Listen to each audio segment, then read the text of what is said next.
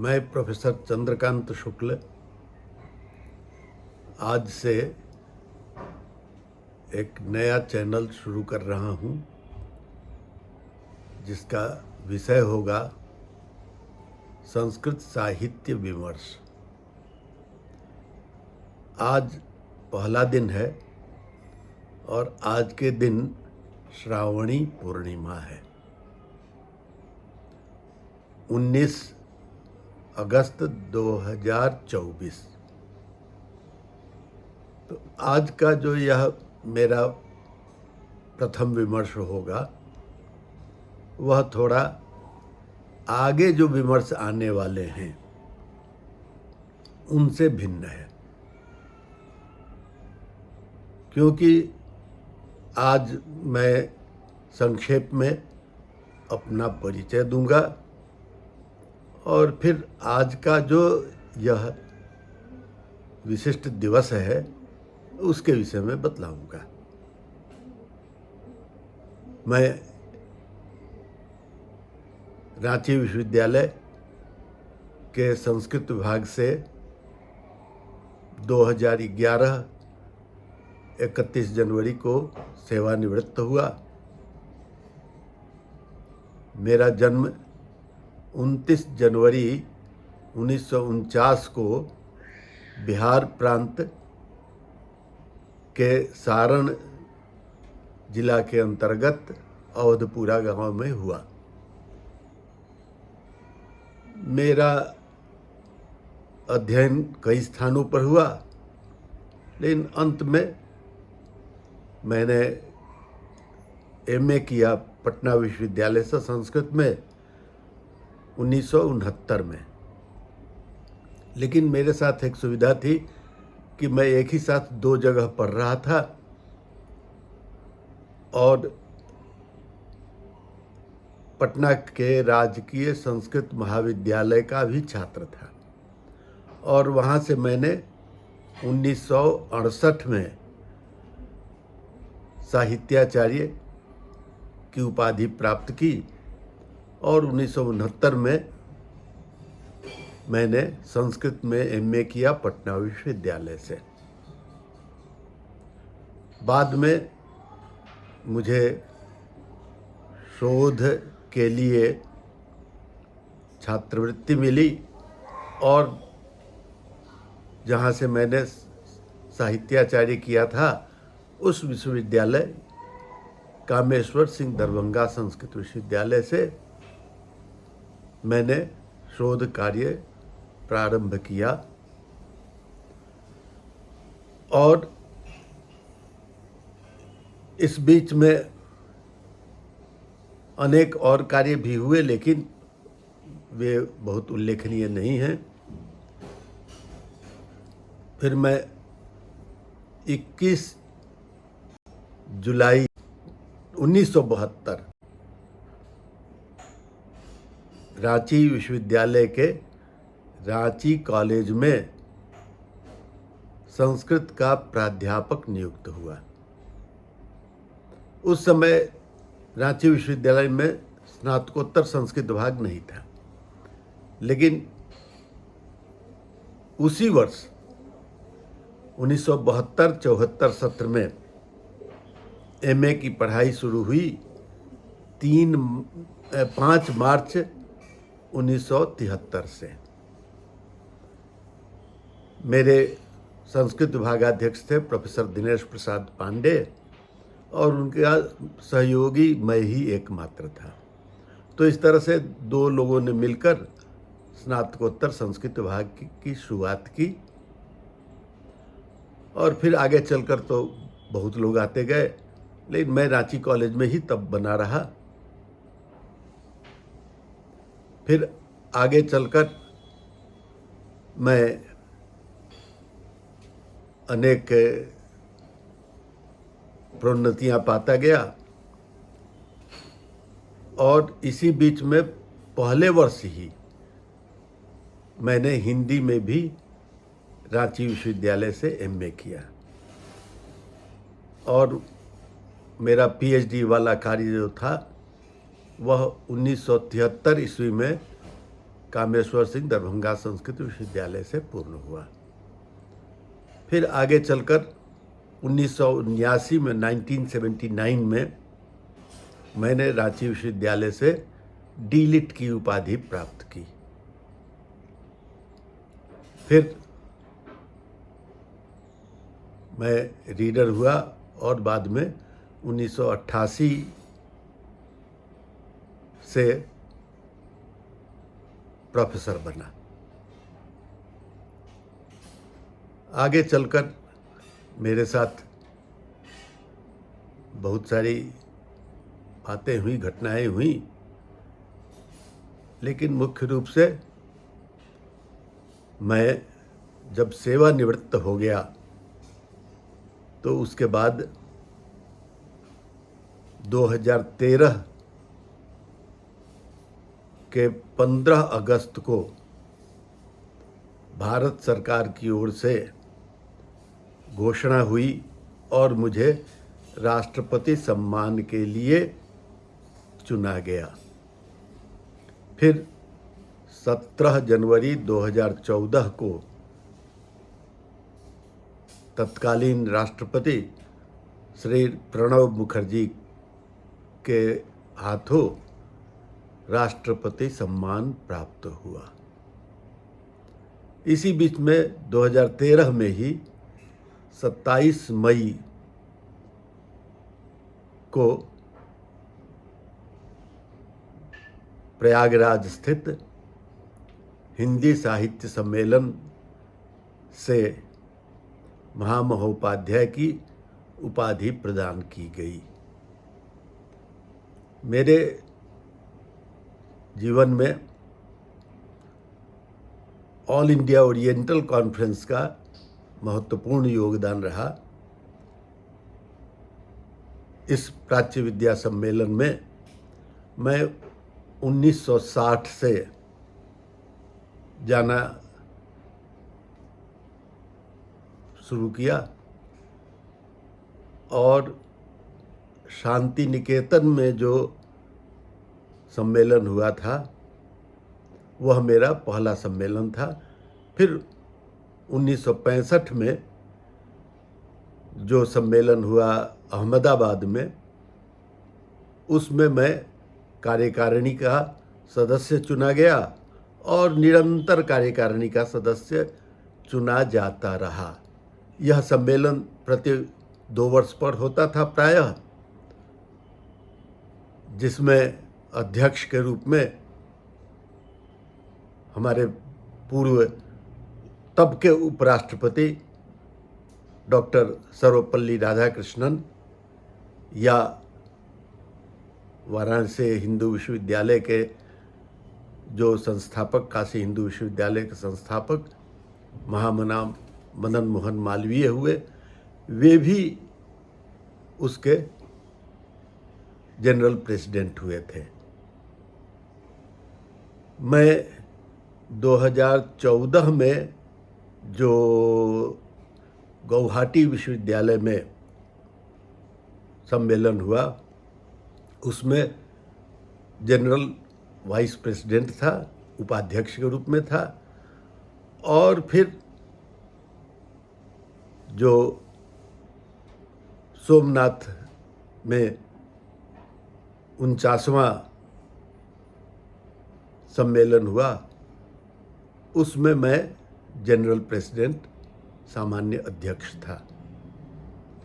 तो यह मेरे लिए उपलब्धि का विषय था। अस्तु संक्षेप में मेरा जीवन वृत्ति यही है। और उस बीच में मैंने बहुत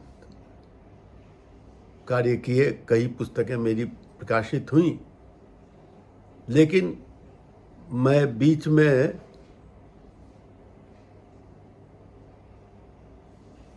साहित्य अकादमी दिल्ली का जो संस्कृत के लिए परामर्श दात्री समिति थी, उसका भी सदस्य रहा और वहीं से मुझे एक पुस्तक लिखने का अवसर मिला, महामहोपाध्याय रामावतार शर्मा पर। और आगे चलकर एक और बड़ा दायित्व मिला, कल्पवल्ली द्वितीय भाग को पूर्ण करने का। इसमें लगभग 51 संस्कृत के विभिन्न विद्वानों, कवियों की रचनाओं को मैंने संकलित किया।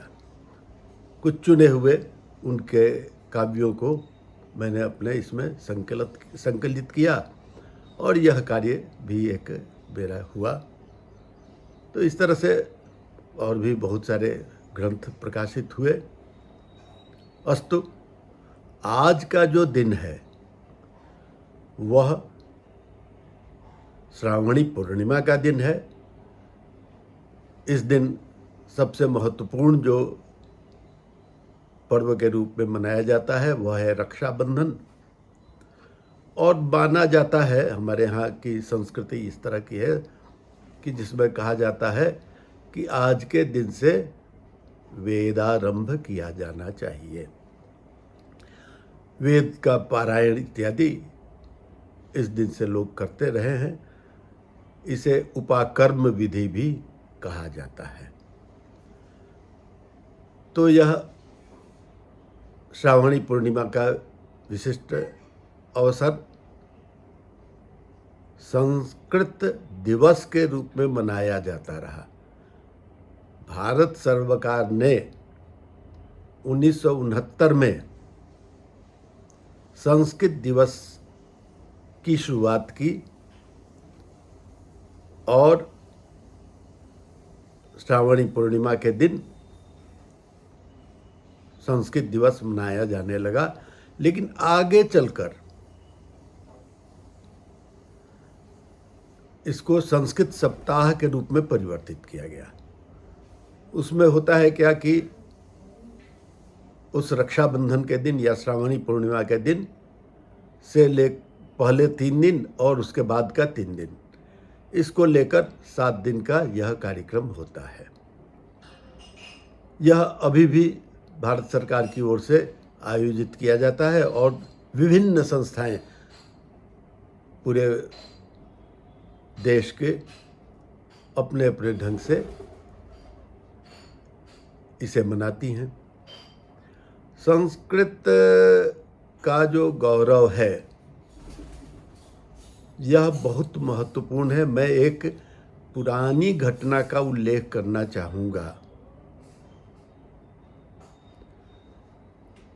देश के लिए संविधान सभा ने बहुत सारे कार्य किए हैं और उसी के प्रसंग में हमारे देश की कौन सी भाषा राजभाषा बने, इस पर भी प्रश्न उठाया गया और कई प्रस्ताव आए। अंततः 2 प्रस्तावों पर बातें ज़्यादा चली। एक विषय था हिंदी को राजभाषा बनाने के लिए और दूसरा विषय था संस्कृत को राजभाषा बनाने के लिए। इसके लिए डॉक्टर कैलाश नाथ काटजू ने प्रस्ताव रखा था और इसके पक्ष में डॉक्टर भीमराव अंबेडकर, जो कि संविधान निर्मात्री सभा के भी महत्वपूर्ण और लेखक के रूप में वो माने गए हैं, तो डॉक्टर अंबेडकर ने संस्कृत के पक्ष में अपना मत तो दिया ही साथ उन्होंने संस्कृत में ही अपने वक्तव्य को रखा था। और उस समय अनेक विद्वान थे, जिनमें एक प्रोफेसर निजामुद्दीन अहमद उल्लेखनीय हैं, जिन्होंने भी इसके पक्ष में मत दिया था। मैं यहाँ एक उल्लेख करना चाहूँगा कि जब अंबेडकर छात्र के रूप में विद्यालय में पढ़ते थे तो वहाँ के जो संस्कृत शिक्षक थे उन्होंने यह कहकर उन्हें अध्ययन नहीं करने दिया संस्कृत का, क्योंकि तुम शूद्र हो। यह बात मैं अपनी ओर से नहीं कह रहा हूँ।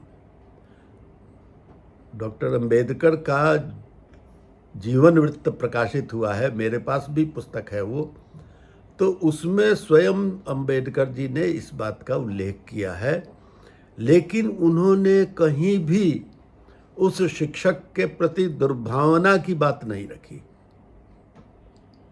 संस्कृत वो पढ़ नहीं पाए छात्र जीवन में, लेकिन उन्होंने बाद में संस्कृत का अध्ययन किया और इसके कारण ही वो संस्कृत में अपना वक्तव्य दे पाए थे। तो संस्कृत में वक्तव्य देकर और उन्होंने अपने विषय को बहुत प्रबलतया रखा कि संस्कृत को राजभाषा बनाया जाना चाहिए। अंततः स्थिति ये ऐसी आ गई कि संस्कृत बने अथवा हिंदी बने मातृभाषा राजभाषा, तो इस पर मत विभाजन करना पड़ा और मत विभाजन में दोनों पक्ष में 77 मत आए। अब यह तो जिसको कहा जाता है टाई हो गया, और टाई होने पर जो अध्यक्षता करते रहते हैं उनको मत देने का नियम है। यह अंतिम संविधान सभा की यह बैठक राजभाषा के लिए 21 सितंबर से 25 सितंबर 1949 को संपन्न हुई थी, यानी आज से 75 वर्ष पहले। और उसमें जो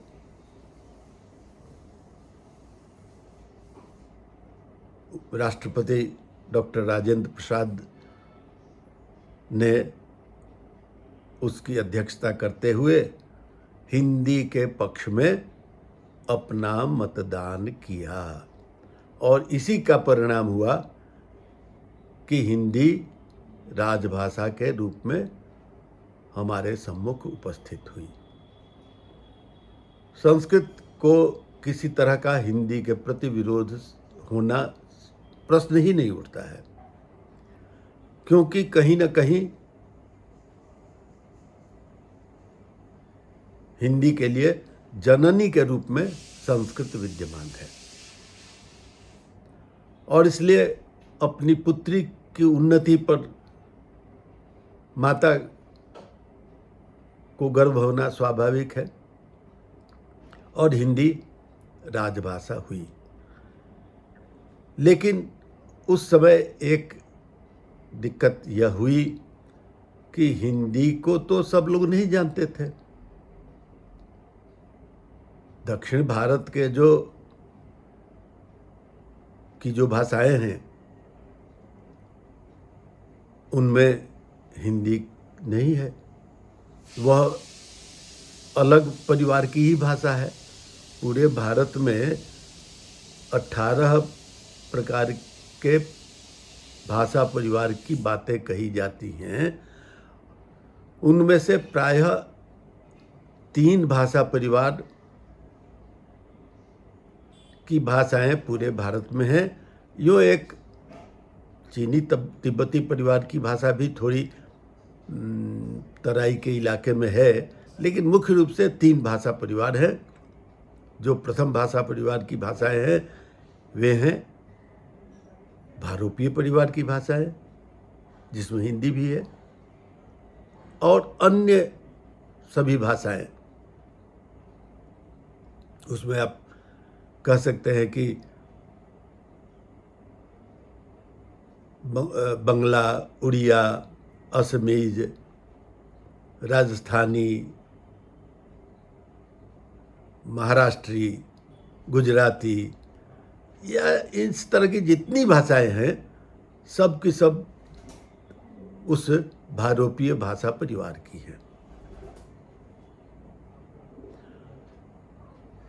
लेकिन जो एक दूसरा भाषा परिवार है, मुंडारी भाषा परिवार, मुंडा भाषा परिवार,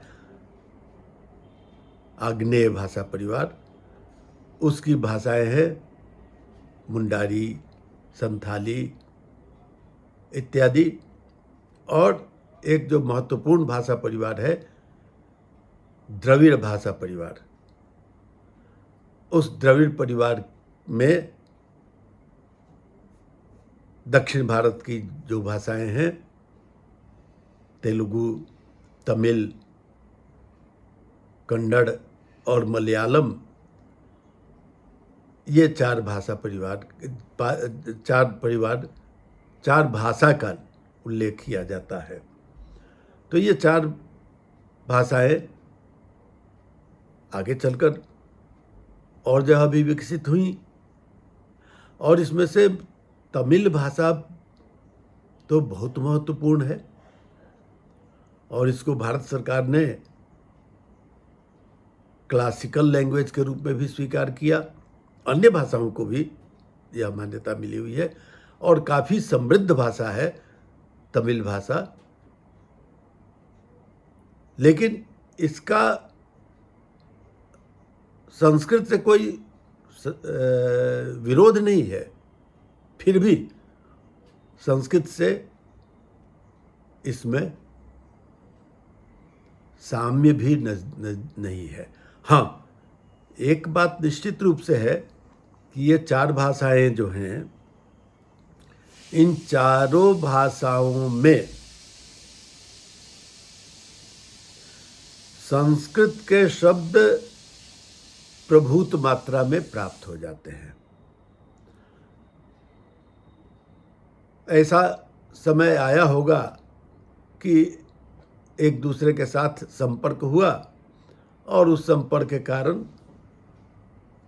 संस्कृत के शब्द इन दक्षिण भारतीय भाषाओं में आ गए। तो इस तरह से संस्कृत को राजभाषा तो नहीं पद मिला, लेकिन हिंदी के साथ यह गौरव यहाँ है। मैं जिस अपने चैनल के विषय में बतलाना चाहूँगा वह उसका नाम है संस्कृत साहित्य विमर्श। यह संस्कृत साहित्य विमर्श